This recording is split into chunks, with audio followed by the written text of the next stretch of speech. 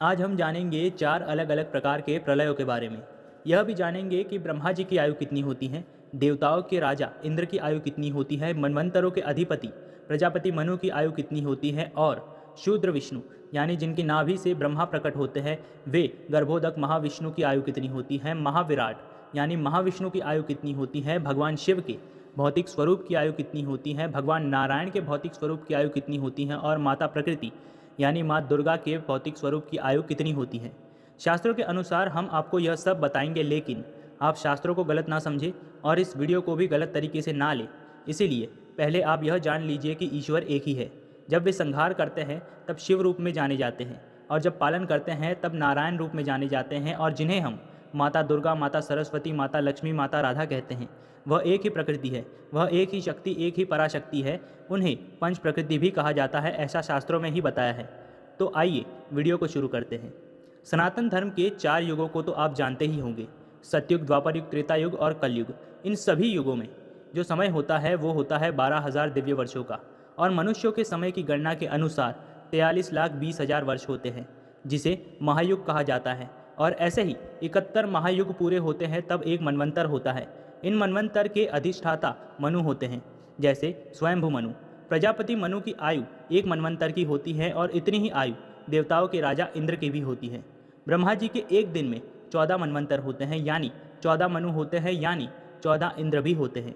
ब्रह्मा जी के एक दिन को एक छोटा कल्प भी कहा जाता है। जब ब्रह्मा जी का दिन पूरा होता है और रात्रि आती है तब प्रलय होता है, और इसी रात्रि को वेदों में काल रात्रि कहा गया है और इसी को शूद्र प्रलय भी कहा जाता है। उस प्रलय में ब्रह्मलोक के नीचे के सभी लोग नष्ट हो जाते हैं। उस समय चंद्रमा, सूर्य और ब्रह्मा जी के पुत्रगण सब ब्रह्मलोक को चले जाते हैं। जो महान तपस्वी ऋषि मार्कंडेय हैं वह ऐसे 7 कल्पों तक जीवित रहते हैं। तो ऐसे ही दिन रात करते हुए 30 दिवस का एक मास होता है और 12 मास का एक वर्ष। ऐसे ही जब 15 वर्ष बीत जाते हैं तब एक प्रलय होती है, जिसे देवनंदिनी प्रलय कहते हैं और मोहरात्रि भी कहा जाता है। उसमें चंद्र, सूर्य आदि दिग्पाल, आदित्य, वसु, इंद्र, ऋषि, मुनि, गंधर्व, राक्षस, मार्कंडेय, चिरंजीवी सभी नष्ट हो जाते हैं। इस प्रलय में भी ब्रह्मलोक के नीचे के सभी लोग नष्ट हो जाते हैं, लेकिन ब्रह्मलोक रहता है और ब्रह्मापुत्र ब्रह्मलोक चले जाते हैं। इस देवनंदिनी प्रलय को पूरा होने पर ब्रह्मा जी पुनः सृष्टि करते हैं। तो ऐसा करते हुए जब 100 वर्ष पूरे होते हैं तब एक कल्प पूरा होता है और ब्रह्मा जी की आयु समाप्त होती है और महाप्रलय आता है। इसे महारात्रि भी कहा जाता है।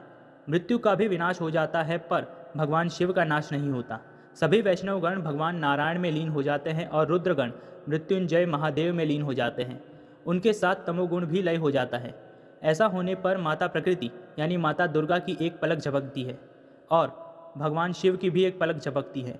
भगवान महाविष्णु यानी महाविराट की भी एक पलक झपकती है और भगवान नारायण की भी एक पलक झपकती है। तब फिर पलक उठती है तो फिर से सृष्टि का प्रारंभ होता है।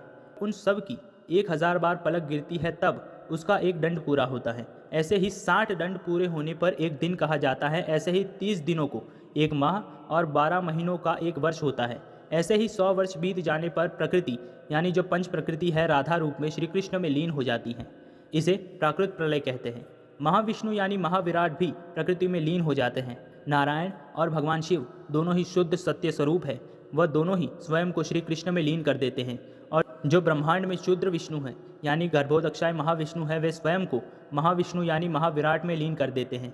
यह सब होने पर श्री कृष्ण अपनी योग निद्रा में चले जाते हैं और फिर जब योग निद्रा से जागते हैं तो फिर से सृष्टि प्रारंभ होती है। यहाँ जब पूछा गया कि महादेव तो मृत्युंजय है तो वह कैसे लीन हो सकते हैं, यहाँ भगवान शंभु यानी भगवान शिव, नारायण और देवी प्रकृति यानी माता प्रकृति, यह तीनों नित्य तत्वों का नित्य परमात्मा कृष्ण में लीन होना केवल एक लीला मात्र है। प्रभु ही माया से नारायण, शिव और प्रकृति के रूप में प्रकट होते हैं। ये तीनों ही एक समान ही हैं, इनमें कोई भेद नहीं है। शिव जी की सृष्टि ब्रह्मा जी से नहीं है। शिव सत्य, नित्य एवं सनातन है। यहाँ यह सिद्ध होता है कि यह सब होना एक लीला मात्र है।